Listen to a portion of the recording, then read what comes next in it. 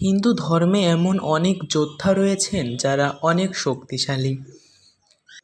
তাদের কাছে রয়েছে অনেক দিব্যাস্ত্র। সেসব দিব্যাস্ত্রের প্রয়োগে এই পৃথিবীর ভূমি থরথর করে কাঁপতে থাকে।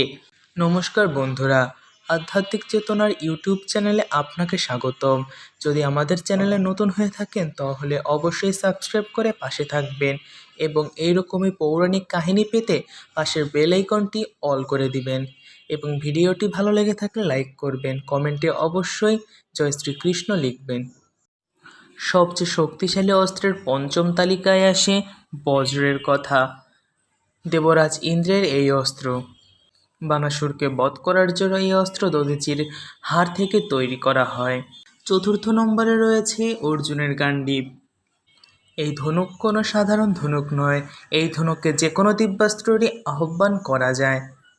নাম্বার 3-এ রয়েছে ব্রহ্মাস্ত্র। ব্রহ্মাস্ত্র স্বয়ং ব্রহ্মারই এক অস্ত্র। এই অস্ত্র সব যোদ্ধাদের কাছে থাকে না, একমাত্র বিশেষ শক্তিশালী যোদ্ধাদের কাছেই এই ব্রহ্মাস্ত্র থাকে।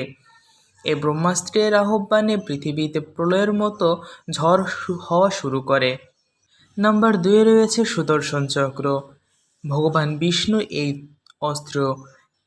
এই অস্ত্র একবার যাকে উদ্দেশ্য করে ছোড়া হয় তাকে ধ্বংস না করে এই অস্ত্র ফিরে আসে না। শক্তিশালী অস্ত্রের প্রথমে রয়েছে ত্রিশূল। মহাদেবের এই ত্রিশূল অত্যন্ত শক্তিশালী। মহাদেব ছাড়া এই অস্ত্র আর অন্য কেউ পরিচালনা করতে পারে না।